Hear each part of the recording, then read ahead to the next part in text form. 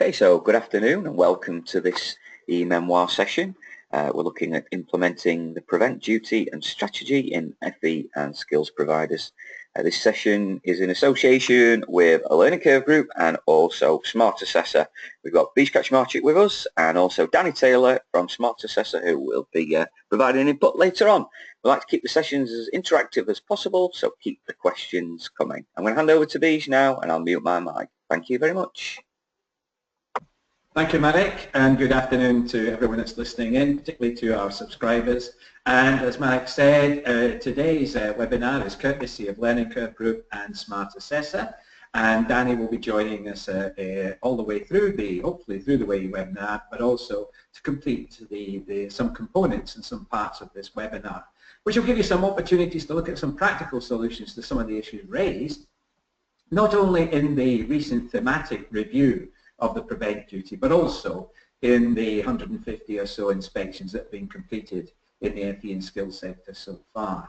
So as we said, over the next 55 minutes or so, we want to look at some of the issues raised by the prevent duty and the way in which you have implemented that duty in your provision, whether you're an FE college, a local authority, an independent learning provider, specialist provider, or of course an employer that's providing for its own staff.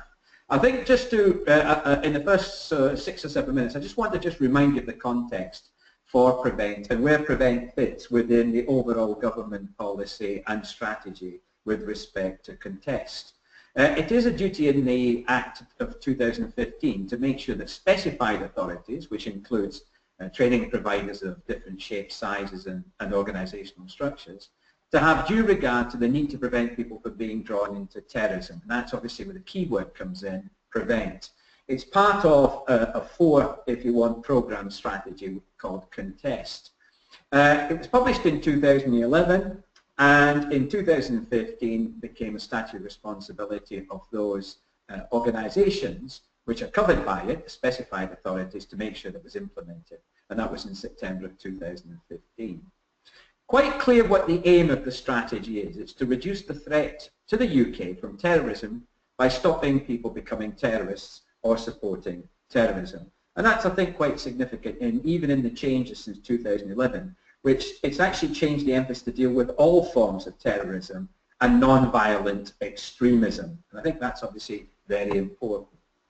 Now, when you look at it, contest, when you look at contest, which is the overall strategy, better known by the 4 Ps, you see that prevent is one aspect of it, and that's what we're going to focus on. But do not lose sight of the other important elements, each of which have got their own what we call work streams. Pursue is all of those actions to stop terrorist attacks or to disrupt their activities. Prepare is to mitigate the impact of a terrorism act or an attack where it can't be stopped. Protect is to strengthen our protection against a terrorist attack, for example, border controls, infrastructural changes. And obviously what we're going to look at today is prevent and the implementation of the prevent duty and strategy in the FE and skills sector. With that in mind, what are the very specific objectives that are associated with prevent? And I think these are very important because not only are we going to sort of consider the implications for us as providers in the light of what Ofsted is finding through its inspections, as well as through thematic review, is that this has got implications for the way that we as providers, whatever that sector we're in the FE and skills sector, whether we be a college, an independent learning provider, local authority, voluntary sector organisation, it has quite significant and quite costly impacts on us if we don't get it right. So we're looking not only in terms of safeguarding, which of course prevent is an aspect of, and it should be set, by the way, in the context of safeguarding, not separate from it, but it has major implications for leadership and management of your organisation, teaching, learning and assessment, and of course that is in very different learning learning environments, whether that be classroom-based, work-based, or any combination of them, so very different settings. There's also got implications for personal development, behaviour, welfare, a new aspect of inspection, and of course significantly on the outcomes for learners in terms of progression, but also in a more general sense in making our communities safer. So this is personified by what we call the 3 I's. The first of these is responding to the ideological challenge of terrorism and the threats we face from those who promote it. So that means teaching learning that helps learners and the people that work with those learners, so whether those learners be classroom-based or apprentices, and whether those staff be teachers, tutors, support staff, assessors, or managers, is to help those learners develop the knowledge and skills to challenge those extremist narratives, whatever the source of that narrative is. So make sure that in your strategy or in your implementation, whether it be an action plan or in the policies, procedures and practice you have in your institution, you realise that at the heart of this is how does it impact on learners through those activities known as teaching, learning and assessment. And critically here it's the developing those counter narratives, whatever that source of extremism is. So it's not just based on religious extremism, but it could be domestic extremism such as animal rights or any others. The second I is how do we prevent individuals, particularly those vulnerable individuals, from being drawn into terrorism and ensure that they're given appropriate advice and support and guidance. So this is how you actually assess the risks that might be faced by individuals or by groups in your organisation and prevent the harm to those individuals by other individuals, groups or others who might promote terrorism and violent extremism. And that means providing the programs that support learners, and this not only looks at pastoral support, but obviously the support you provide in the learning environment, whether that be in the classroom, out of the classroom, in the workplace, in the workshop, whatever, that supports those learners who you've identified as being vulnerable. And that's the second of the I's. The third I is the challenge for you as an institution. Whatever size you are, small, medium or large, whatever sector you take up or what place you take up in the FE and skills sector, it's supporting sectors, institutions where there are risks of radicalisation. And this is partly about capacity building in your organisation through, for example, training, but also increasing the resilience of you as a provider to make sure that you engage not only at the most senior level, your governors, your owners, your senior managers, but with all staff, including of course part-time staff, and in particular those staff that might be working out in the workplace assessing apprentices, as well as with all those learners that they come in contact with. And to do this not only through awareness raising, training, discussion, but a whole set of activities which reinforce the first of those 2 I's, the ideological and obviously the protection that you're providing for individuals. So it's making sure that training is appropriate for the staff and you're not using one fit for all. One of the criticisms that's certainly been posed of providers up to now is that very often we just assume that attendance at an online learning program or Prevent or Channel is enough. It has to be much more customized to those individual roles. So for example, are you providing different types of intervention in terms of training for assessors in the workplace, maybe for their partner employers, for your subcontractors, as well as for those staff that might have regular contact with them, either in a classroom situation, a workshop situation, or as in a support function. And it's also to make sure that the learners, whatever setting they're learning in, get access to that training. How does that fit into, for example, the study program? How does it fit into a traineeship? How does it fit into the apprenticeship? How do you deal with these issues with adults? And that they're allowed to also express their views and their grievances in an appropriate way. So I think these are institutional factors which obviously Ofsted is looking at in terms of all 3 of the I's. I think an additional aspect of the institutional challenge is to make sure that, for example, your premises and your facilities, including IT and online facilities, are not being accessed and used by extremist groups or whatever that narrative they might have. And I think that's very important, particularly as we're having much more access to open systems in terms of 4G, 3G, and obviously to IT-based learning. The major issues there in terms of the challenges that we're facing. So those are the sort of very specific objectives, but I think the very first thing that we've all learned from the implementation, remember, the implementation in terms of statutory duty is only just from last September, so it's not quite a year, is that you must set prevent quite centrally as part of your safeguarding policies, procedures and practices. And it's critical, therefore, from the point of view of leadership and management, it's recognised in that way. As the Home Office says, safeguarding vulnerable people from radicalisation is no different from safeguarding from other forms of harm, such as grooming or whatever that source is. And I think that's very important. And again, some of the training providers that have been inspected, whether it be colleges or independent learning providers, have not recognised that quite significant in terms of where they place prevent. There are different layers of prevent, and again, a little bit of revision for you. I think many of you will be aware of Channel, which is a multi-agency program and process, which basically provides support at an early stage for those that might be vulnerable for being drawn into terrorism. So it is quite critical to be, as a quite critical aspect of prevent. It is a multi-agency approach, and I think that obviously therefore immediately raises an issue, and that is, as a provider, how strong are your partnership links with local authorities, the local police, with the business innovation and skills prevent coordinators, as well as the third sector, the voluntary sector, and other organisations which might be important here. And I think that multi-agency approach is critical because it's not only identifying who's at risk and how we refer people to Channel, but also the nature and extent of that risk, and then how to develop, where that risk is identified as being significant, developing the most appropriate support plan for the individuals concerned.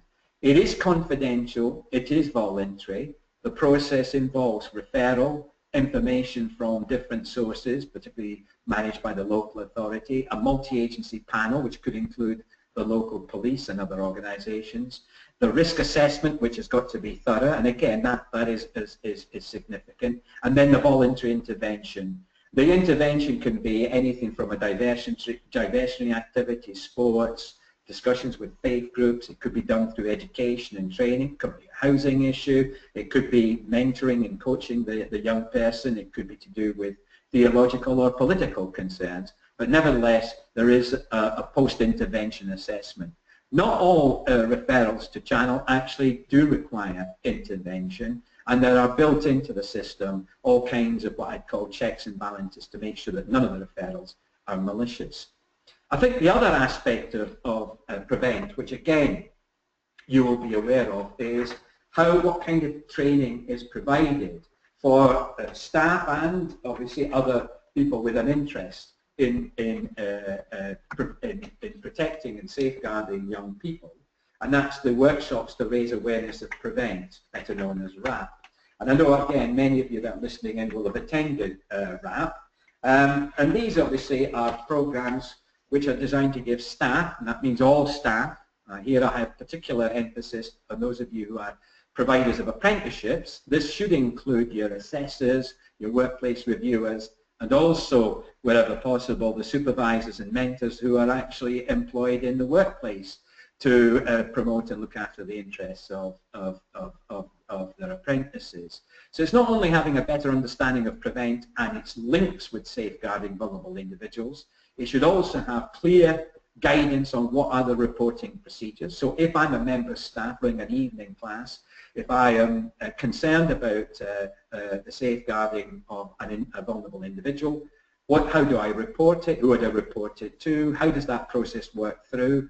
And if necessary, how would it possibly then be referred to Channel if that was felt to be appropriate? What agencies should we be working with to not only educate and train ourselves, but also to educate and train those people that we're working with, as well as the more obvious indicators of someone who might be vulnerable or susceptible to radicalisation. So it's about recognising vulnerabilities to what sort of characteristics make a person more vulnerable to radicalisation, but also how those concerns can be referred to specialist support both inside your institution or through your partners before it necessarily gets to channel. And then what role do you play, whatever role you have as a manager, a teacher, a tutor, an assessor in that process as well. So these are all very critical. Now, I think one of the questions that has already been raised is, you know, how do we ensure that the people that we've identified and as a point of concern, that we don't sort of initiate channel too early. There is a screening process, a sort of checking process. Very often the police will check to ensure that the referral is not subject to investigation already. So if there is that issue, then that would be picked up here. The channel, usually the police channel panel coordinator will gather any information to make sure that the referral is not misinformed. So for example, this could be just simply a discussion that people have in an open group about, you know, for example, issues in the Middle East, and that hasn't then initiated a disproportionate impact. And also to gather information to make sure the referral is not in any way malicious. So there are checks and balances. And in many cases, we will not actually refer this to any intervention because the actual panel meeting might decide that it might be better to refer it to an existing safeguarding panel, such as a multi-agency public protection arrangement, a serious case review panel, a risk of serious harm panel. It could be a locality services panel meeting. It could be looked after services, or it could be in some parts of the country a gangs unit triage that's being used, can be used without necessarily going through to a full intervention. So again, there are checks and balances, but that's a really good question. Thanks again.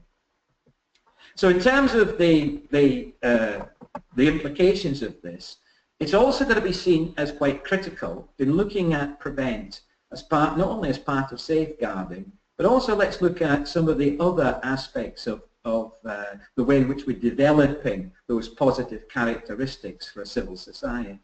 And there are significant issues about this, I know, about the promotion of British values, which are seen as absolutely central and critical to the way in which we develop personally, individually, personally in terms of the behaviour and their welfare. Now those are established in terms of an understanding that many of us will have of democracy, rule of law, individual liberty, mutual respect in terms of diversity, but also tolerance of those people with different faiths and beliefs.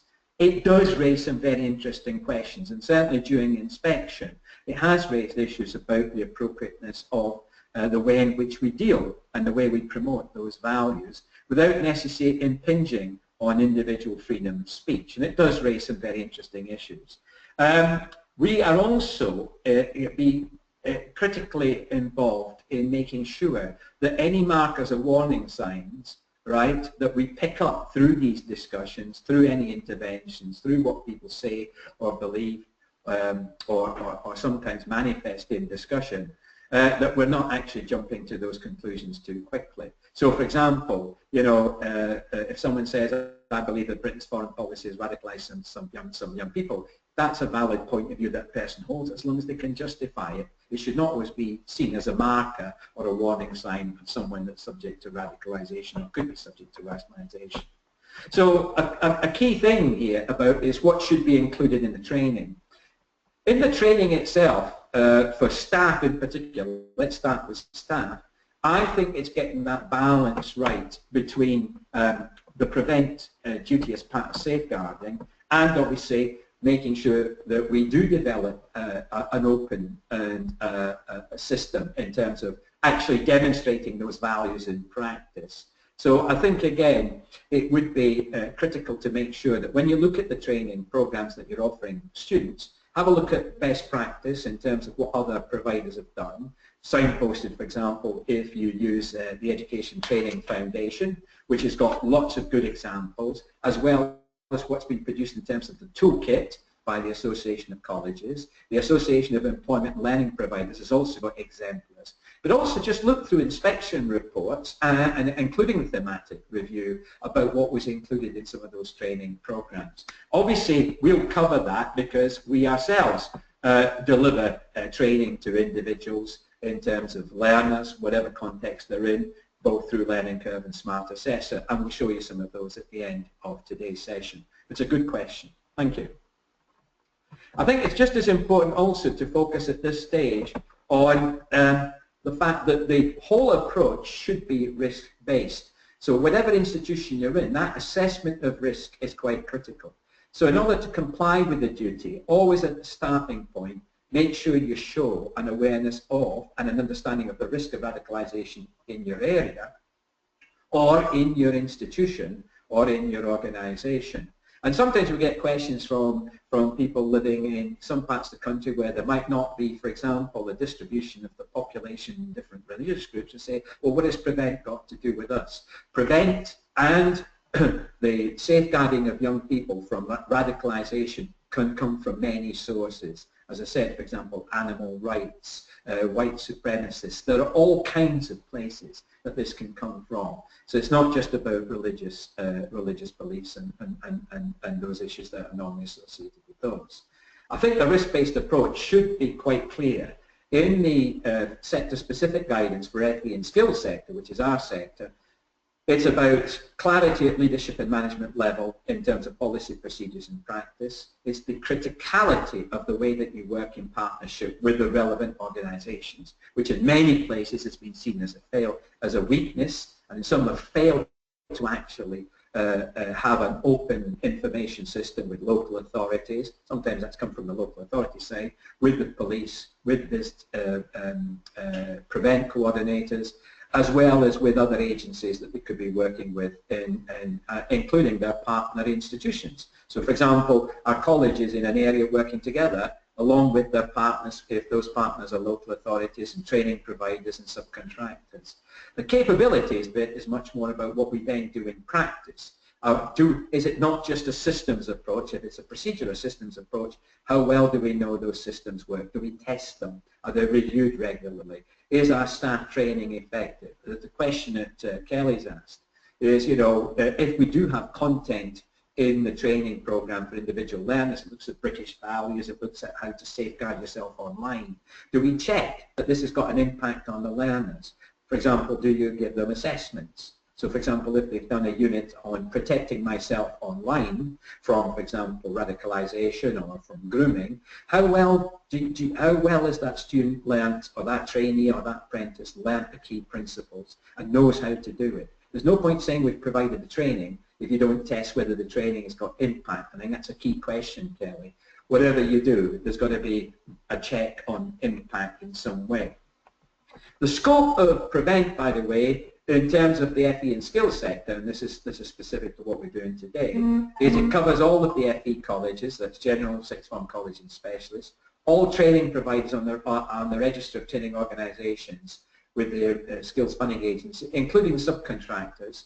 And that's quite critical because one of the weaknesses, again, that we've identified with some training providers and some colleges is that they haven't implemented these three aspects of leadership, of partnership and of capacity and capability effectively end up with the subcontracting partners. And also it relates to private FE institutions who might not be in receipt of public funding. So in effect, you can see it covers most of us.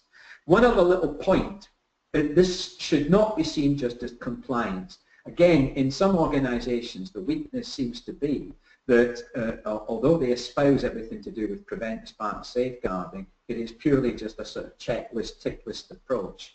It is, and it's purely about compliance with what Ofsted might be looking for, the PREVENT duty as well as a condition of funding. It may be a condition of funding that you make sure you comply with the statutory responsibilities, and that's a de minimis situation.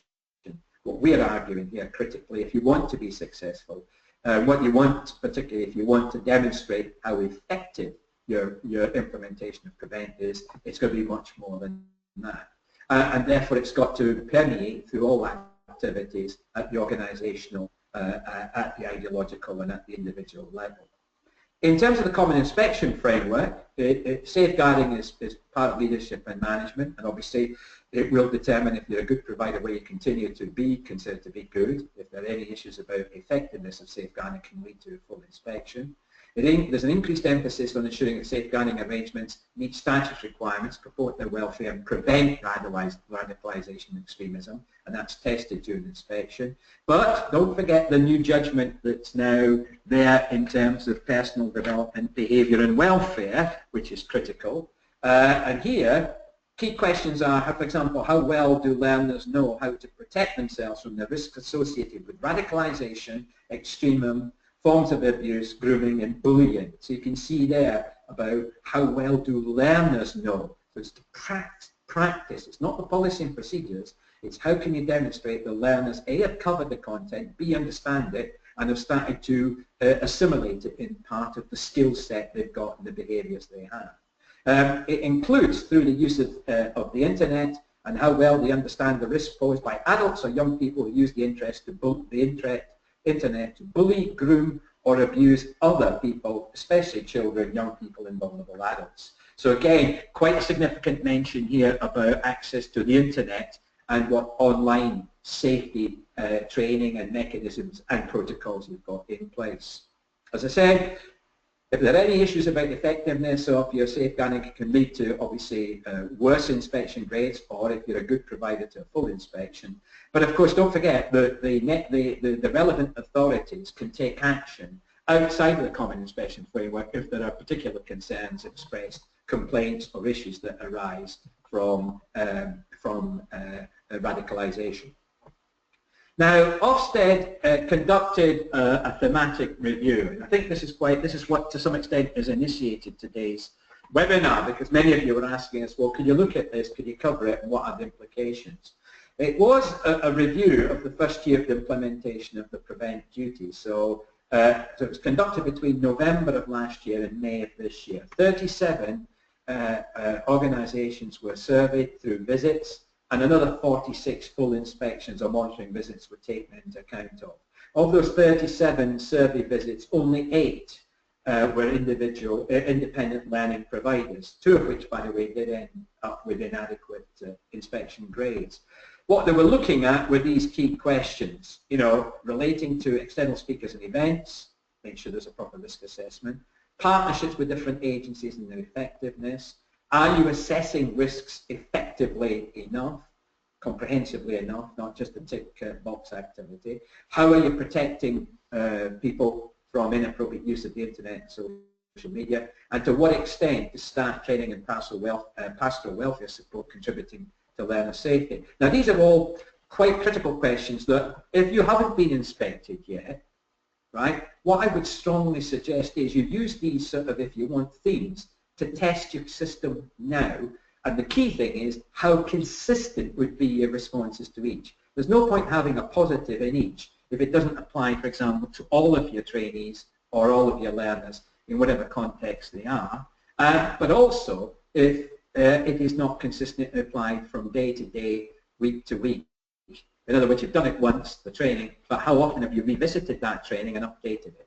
And I think what's really good is that you make sure that this also covers all of your partners. For example, as Sarah said, that she's made sure that the RAP training that we talked about there was also covering employer partners. Absolutely critical, Sarah. And if any of you who are training providers are not doing this with your employer partners or with your subcontractors, that is going to be a significant weakness and a significant oversight on your part.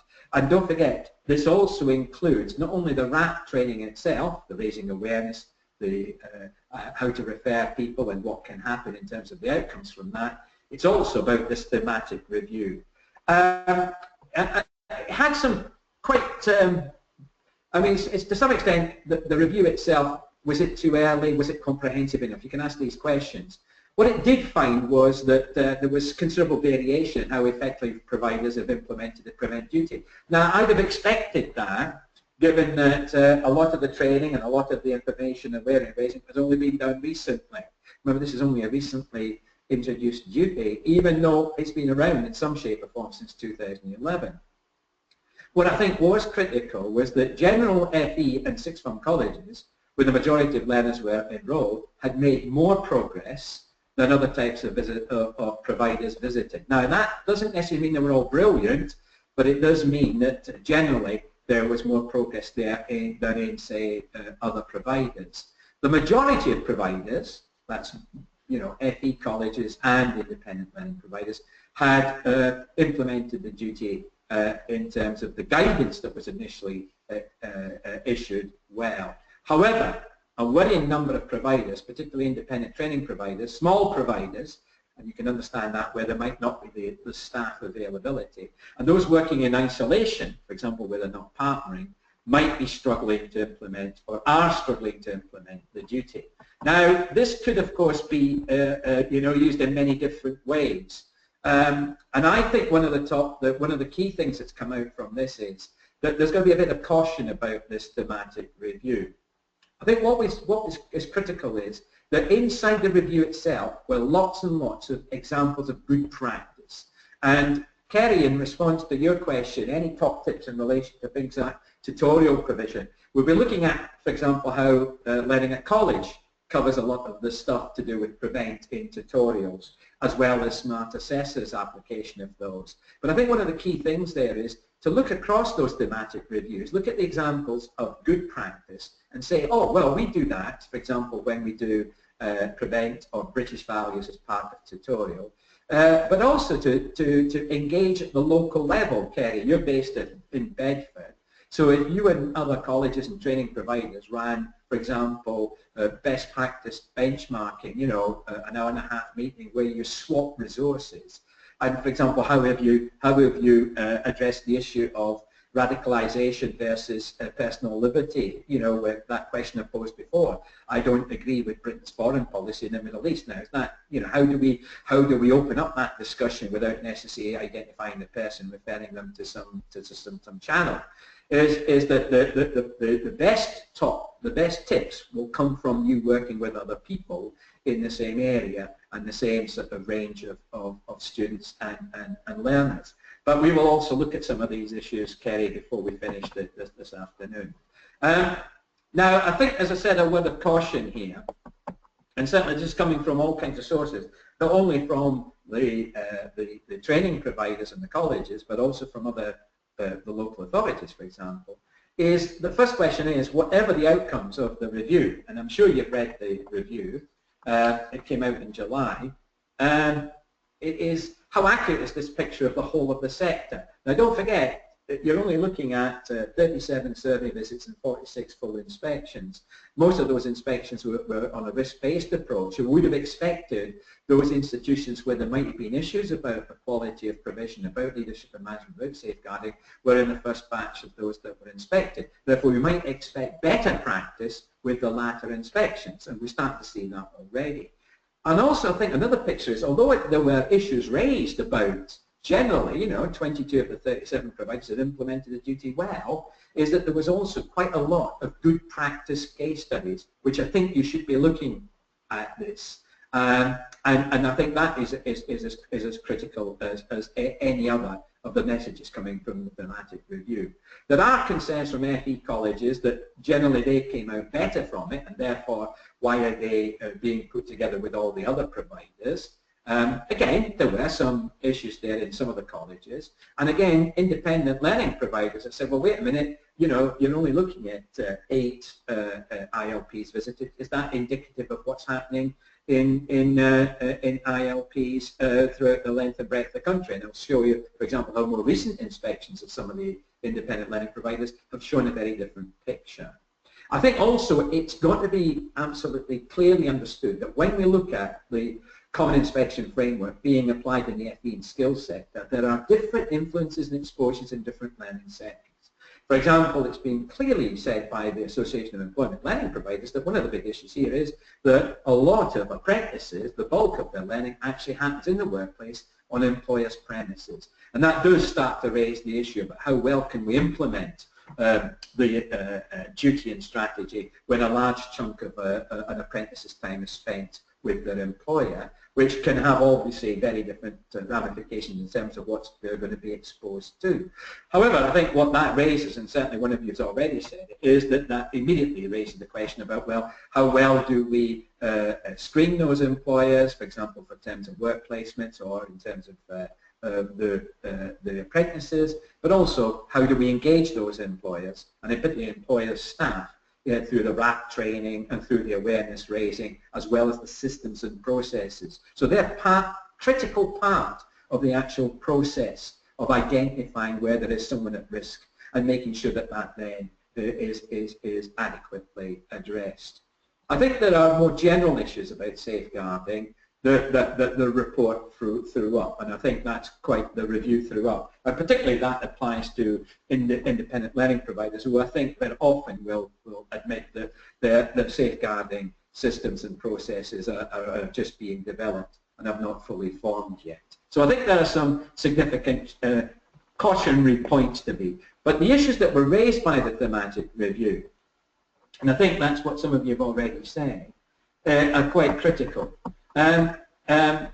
We say that there are different degrees of successful implementation of the duty. 22 of the providers had implemented it well. 13 were slow in putting it into practice. 2 of the 8 independent learning providers have not implemented any aspect. Now, I would suggest that while we might be weaker in some of our provision, a lot of us are working hard at it, and I think that's what's critical is that we're trying to improve those policies, procedures, and practices through learning from other people, through learning from our own mistakes. And I think what's critical here, as one of you said, is how do we get the consistency across a wide range of settings. And as one of you said, that could be, for example, Ministry of Justice settings, DWP settings, Job Centre Plus settings.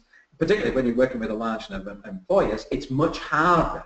And therefore, what's got to be understood is, although there might be different degrees of successful implementation, they must take account of the circumstances. We are not all in the same position within the FE and skills sector. We're not all in the same settings. So I take that point absolutely critical. I think that's an absolutely critical point. It's much harder in some settings, and therefore that might mean that even more support should be provided from people such as the ETF, through the AOC, the local authorities, the Association of Employment and Learning Providers, as well as through GISC in terms of, for example, support and guidance on how to implement online safety in your organisation, but particularly when it's dispersed.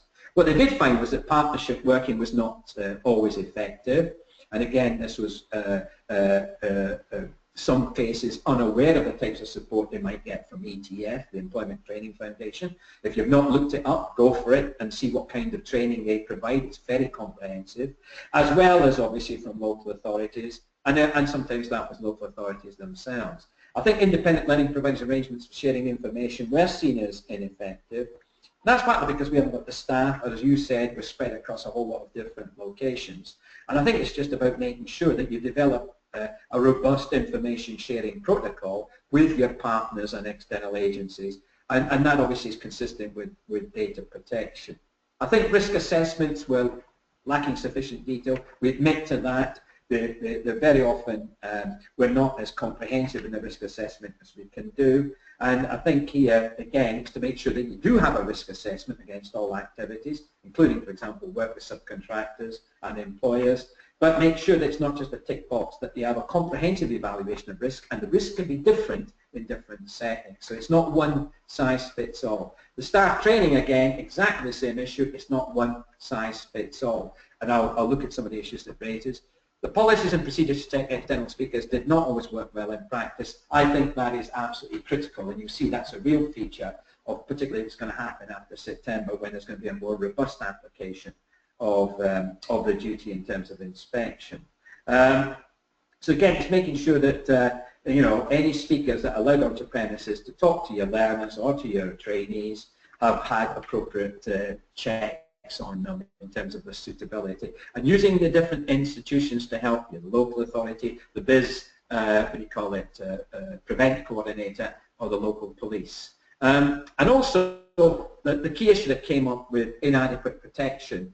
There are lots of bits of advice that JISC can provide for you. Please make sure that you use those. And that again was seen as a weakness in some providers, that they weren't aware that there were different forms of support available for different organisations. So I think a little bit more consistency across those aspects in some of the providers would have produced a very different picture. And I think that's critical. The recommendations, well, they made recommendations to the certain things that the government should do. And I think critically here for the government, it's make sure that a consistency of advice and guidance provided by the police to prevent teams, the local authorities, and the BIS, Business Innovation and Skills Prevent Coordinators, is done. Because otherwise you can get mixed messages. Also to make sure that you were given much more support as providers on how to develop IT policies. For example, do you have inside your IT and online policy a clear point about safeguarding and prevent, not just a generic one, and how to achieve that, and also how to promote and support and advise providers through ETF to make sure that we can learn from each other and obviously attend the appropriate training to protect learners. For providers, you can see that the recommendations very much fit the things that we've already described so far. That, therefore, should be now a key aspect of any further staff development you do in your institution, any further actions you take. And one of you said, what are the hints and tips? I would look at the recommendations across those six areas and immediately start to do that at team level, at faculty level, at a whole organisation level, and make sure that each individual, whether it be a full-timer, part-timer, an assessor, a tutor, a mentor, is aware that these are the challenges that we've got. Even if we've done well on inspection, how do we make sure that that practice is continued and it's consistently applied? And turn each one of these into an aspect of training or a particular action for example, managers. In terms of what Ofsted was recommended to do, it was quite critical here. It was in effect saying that from September of this year, starting from today, they would raise further their expectations of providers to implement all aspects of the prevent duty and evaluate the impact this has had on keeping learners safe. So the ante is raised for all of us. After learning from that first year of experience, from those findings, from those recommendations, with the cautions that I've suggested, there is an expectation that things will get better, and I think, and more consistently applied. So what are some of the key messages before I hand over to Danny in terms of some of the practical things?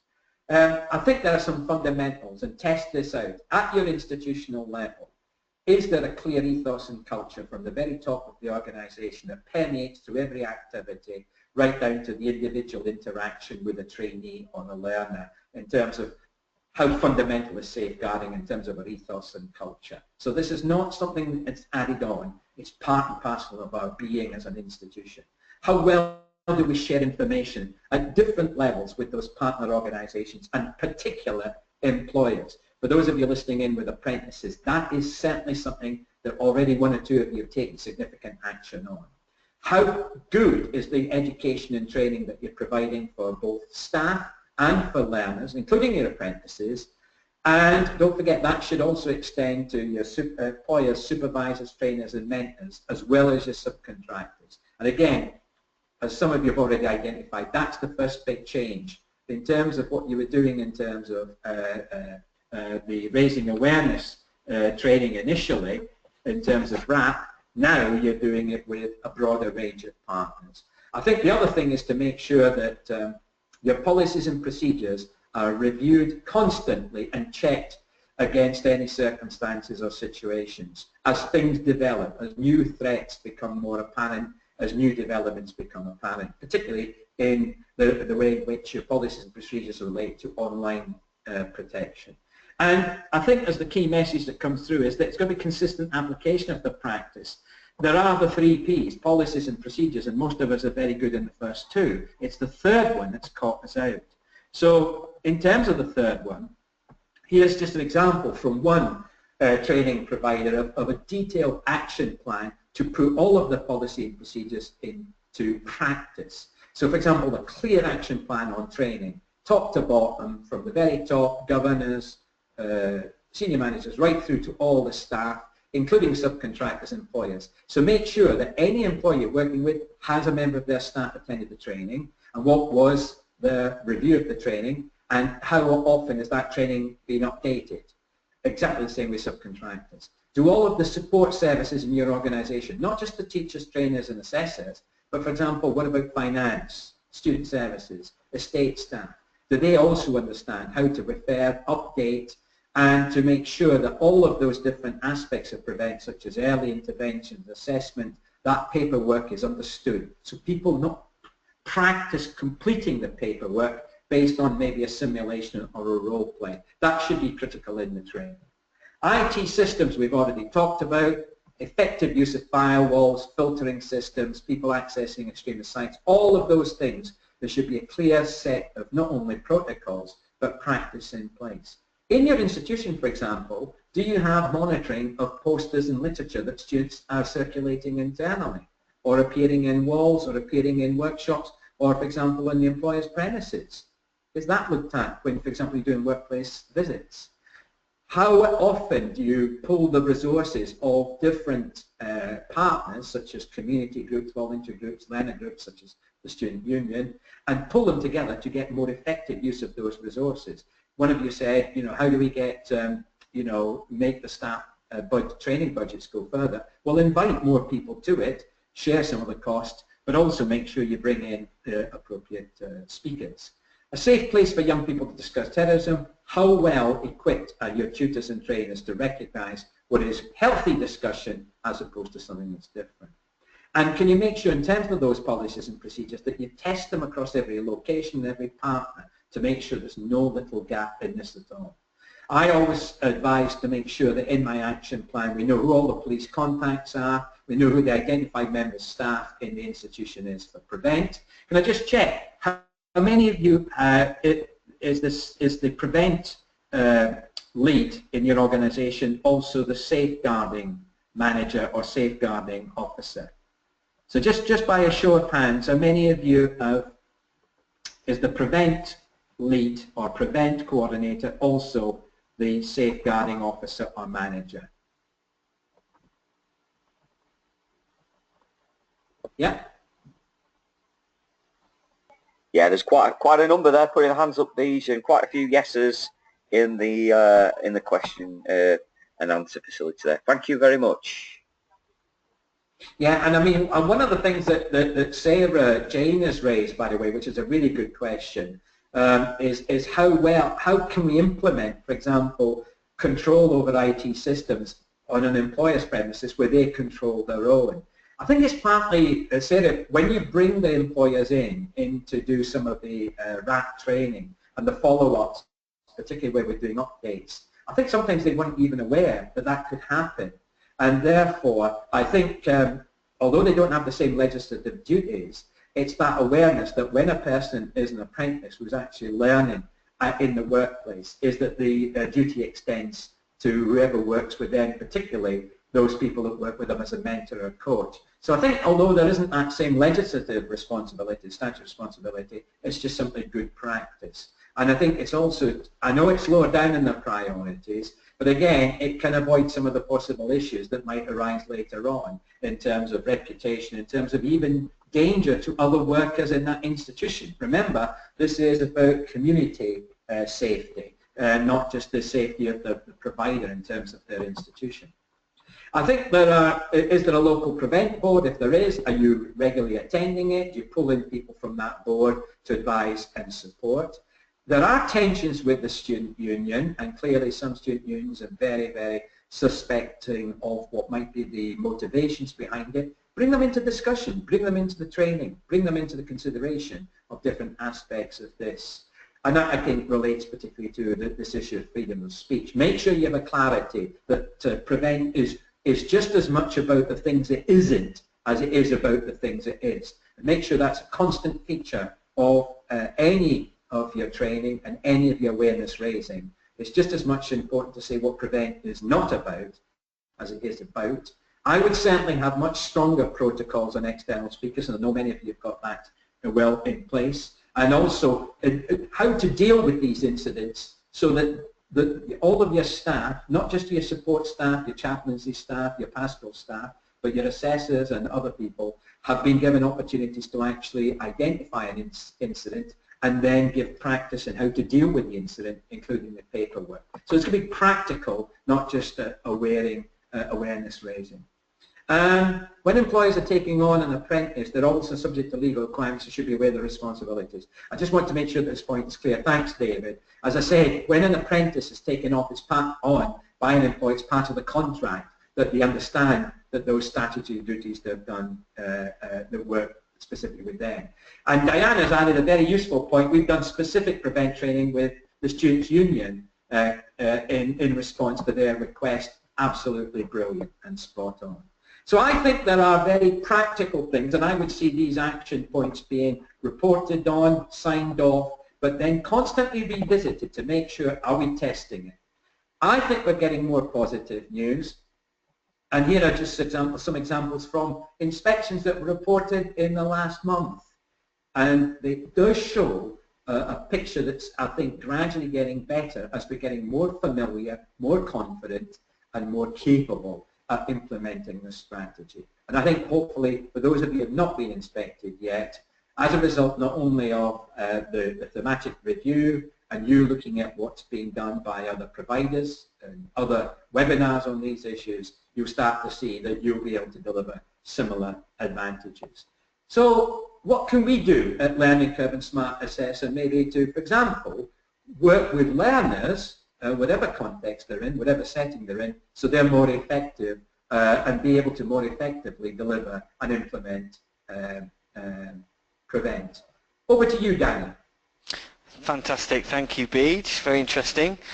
So from my part of the presentation, I'm going to just do a very brief demonstration. I think it's important that, you know, as part of the prevent strategy, that as providers, you're able to provide effective resources for staff, for learners, but also record the competency understanding around the prevent strategy that you're implementing. So I'm actually going to take you into the Smart Assessor solution. Smart Assessor is an e-portfolio with training providers, colleges and employers, predominantly for apprenticeships, and we're a very strong strategic partner of Learning Curve, and linked together we provide a very useful e-portfolio and resource package for you providers out there that are implementing the prevent strategy. So I'm just going to log into the Smart Assessor system as a learner, as it were, and it could be a learner or a staff member that you're kind of pointing towards the prevent strategy. And as you can see here, what I've done is I've set a learner up, in fact, here as an example where we're embedding the prevent strategy as part of the qualification that this learner is undertaking. So as part of this apprenticeship, I'm just going to click through to the prevent area. What you guys should be doing is providing some really good resources around what prevent is, how to deal with prevent, and really upskill learners and staff around the whole prevent strategy. So within Smart Assessor, I've linked some resources here. And if I give that a click, these resources are actually resources that Learning Curve provide. As I say, we are a strategic partner of Learning Curve, and we've linked these together for a number of clients now. So to give you a bit of an idea, what I'm going to do here is go through to the interactive demonstration that I've got around understanding prevent for learners at level 1 and the assessment that comes with it. So what I'm very briefly going to do, I'm not going to go through the whole assessment itself, but what we've got here is an assessment and some questioning around, you know, prevent. What is prevent? What does it aim to do? So on and so on and so on. So these are resources that, you know, through Learning Curve, through Smart Assessor, your staff, your learners can have access to. The assessments have access to those as well. It's not just about providing, you know, effective resources, because you can provide all the resources with best will in the world, but it's also about being able to track, you know, the effectiveness of the resources, who's accessed them, who's completed them, you know, are these people competent, and do they fully understand the prevent strategy. So as well as linking to these resources through Learning Curve, what you're able to do in these systems is to look at things like, have these resources ever been opened by this particular learner or staff member? Have they been completed? When were they completed? Can we gather some really useful feedback from what these resources have, or how these resources have helped these particular learners? And it may be that you've got a staff member or a learner of some sort who's taken an assessment and got a result as a result of the assessment that they've taken, and what you're able to do then as part of this wider framework that they're working towards for their apprenticeship is to then link that back in. So if I click the upload work here, link that particular assessment result back in as evidence of competency and understanding around Prevent, and track that within the system itself. So what I'm doing here is I'm literally just uploading the results from the Prevent assessment directly into the ePortfolio solution, and then what I'm able to do is link that in to the wider framework into the actual Prevent area of the wider qualification. And what this is making sure that you're doing is you're providing the effective resources, but also then recording the fact that these people are competent, staff and learners alike, in the Prevent strategy itself. And I think following on from what Beej was saying, you should all be looking at what Prevent resources, safeguarding Prevent resources you've got. Are they effective? And ultimately, are you recording competency? Do you have an audit trail for staff and learners alike that the Prevent strategy has been understood and that people are competent in these areas? So, as I say, it was only a very short 3 or 4 minutes that I wanted to share with you, but I just wanted to provide a little bit of interactivity, show you the Smart Assessor ePortfolio solution, but also give you a snippet of what Beej and the guys at Learning Curve can provide in terms of the resources they have available already around the Prevent strategy. So I'll hand back over to yourself, Beej, if that's okay. Yes, Danny, can you hear me? I certainly can. Danny, there's a couple of questions come up while you were just doing that demonstration. I think Yeah, from Sarah, can you do it as a generic tab rather than link it to each qualification? Absolutely, yes, yes. You don't have to link it to a qualification. If you wanted to have a Prevent tab standalone, then absolutely it can be linked in as part of a qualification or a standard, or it can be a completely standalone tab on its own. And Sarah also asked, is there a charge for access to these resources? Absolutely, and what we can do, if anybody, what I would say is if anybody is interested in the ePortfolio or the resources that Learning Curve have available, then we do have a price list on the resource packages that we have. Prevent is just one of the areas. There are many other areas as well, but I think we'll certainly be happy to share that information with the attendees today and send something out to people. Well, I think what we'll do is we'll send it out to everyone that's been on today, and then they can make decisions what to do with it. Just easier than that. Kelly just asked a question. Apologies, Jerry, I missed the beginnings of the phone call. Can all learners access this? Absolutely. The resources can be certainly through the Smart Assessor program. The resources can be linked. So if you've got a cohort of learners that want to use that Prevent package, if you like, or any other resource for that matter, you can use these resources on a per learner basis, or you can have them open to a concurrent number of learners. So yes, the answer to this question is yes, it can be used with a larger group. And I think you've covered this, but one of the questions that came up was how are the learners assessed? Is it by multiple choice? Absolutely, yeah. So as I just demonstrated very briefly, what you'll see, in fact, what I can do is just very briefly come back just a tad to the portfolio, because everybody can still see my screen. You'll notice when I click through to this particular Prevent resource that we had, that one of the things you saw when I went to the assessment at level 1 here was, there we go, a series of multiple choice questions. And the second question, which I think you can answer, is it possible for the provider to set their own pass mark? Could this be customized? That's a very good question, Beej. I'm not actually entirely sure on the answer to that one. I'd have to ask the learning curve that one, unless you know the answer to that one, Beej. Well, I would suggest yes, because then you can, well, for us, yes, it definitely is customizable. So that means that you can decide exactly what you want to set. It's a bit like if you use some of the other online materials, you can actually determine that either the person's competent or not. That means they have to understand, all the principles. But you could obviously have one, your own organisation specific. I think the other thing is that you've already answered is that we can track which students have done it, which students have not done it, what the progress is.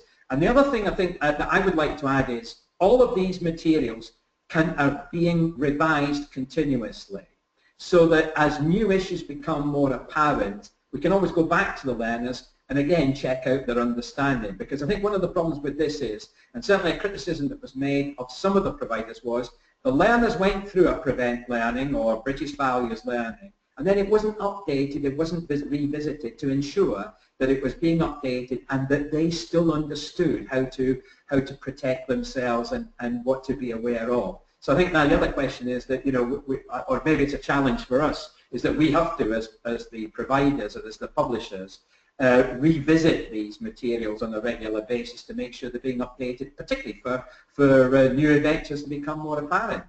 Mm. Yeah, absolutely. Just to add to that, Beej, I think that's totally correct in as much as keeping up to date with the changes that are going on in Prevent, and also new assessments. Certainly within Smart Assessor, the e-portfolio, one of the things that you can do in here is record the different times that these different assessments had taken place, so that if a learner or staff member had done a Prevent an assessment and that result was recorded, but then things changed and a new assessment was released, then not only have you got the historical data around the original assessment that had taken place, but also any other assessments that take place after that, when they were taken, how they got on, did they pass. So having that historical data there is quite important as well.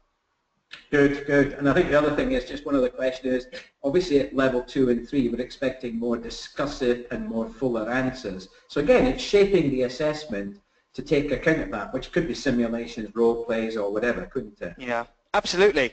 And again, an e-portfolio lends itself very nicely to that, because as you say, with the level 3 for instance, it might actually be that to supplement an assessment, that there's actually a recorded professional discussion of some sort with a Prevent specialist or a colleague or a peer, that actually then you've got a really qualitative piece of evidence that could be mapped into that portfolio as a record of knowledge and understanding around the Prevent strategy. That's great then, Danny. Well, thanks very much, Danny, for your, obviously for being patient and waiting, but also demonstrating some of the potential here of how learning curve materials and Smart Assessors e-portfolio can be used together to provide not only the source materials, but the evidence of learning, which of course again is critical in terms of implementing the Prevent duty and strategy. Can we now just quickly return to my last slide, Manik, if it's possible? That's great, thank you. And by the way, that question that was posed there about updating, thanks Bob, I think that's critical, because obviously we've got to make sure that those materials are being regularly updated as new threats become aware, not only as you mentioned, from the far right or some other radical group that might want to influence people. So I think again that is something I think that's going to be a real characteristic of any materials that we have, is making sure they're updated on a regular basis. In terms of best practice, I mean, in terms of those positive news points, obviously we've got our own materials, and as Danny's already referred to them, but also IT and how to make sure that online use of online materials and internet, learners are aware of some of the risks that are associated with it. In terms of the support, one of you has asked what support is available. You're relatively new to the role, in fact you've just been appointed, thanks very much for that. The Education and Training Foundation It's got a lot of high quality training materials and training events, which I think is critical. If you haven't been on, try and get on it. If you're, the Association of Colleges has an excellent toolkit on implementing Prevent, which has got some really detailed hints and tips. The Association of Employment and Learning Providers also runs training events and awareness raising. Just get in touch with your local authority, because they will most likely have RAP training or a multi-agency team that's looking at, they're also looking at information flows. The police Prevent coordinators also run training events. JISC, J-I-S-C, support and advice on online safety and computer security. And obviously there are internet-based groups, including the voluntary and community sector. So for example, if you're in Wales, the GOT project in Wales has got some excellent materials available which provide hints and tips on what should be in the training programs for staff and for employers, as well as for the actual learners. Again, if any of you want any further advice, as Danny said, we will make sure that we'll send you our contact details, and if you want to get in touch with us, we certainly would. We're going through the processes, obviously, ourselves as providers, and making sure that we're implementing the Prevent duty and the strategy effectively, testing out all of those policies, procedures and practices on a very regular basis. So thanks very much again, Danny, for your interventions there. And no problem, Beej. And again, thanks very much for the questions. I think we've managed to get through a fair number of questions from all of the different people that have been participating today. And again, if there's any follow-up, particularly if you want to, if you found some very useful materials yourself, then obviously send us an email and Marek will distribute that to all the people that were attending today. Thanks very much then, Marek. Thank you for your support in Canada. Is that, are you still there?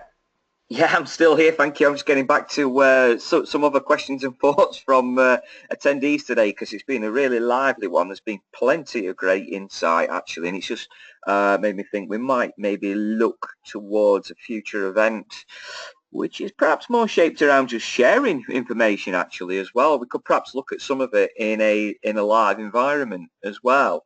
And actually maybe like a best practice type approach. That's something I think we'll think about in the very near future. What do you think, Beej?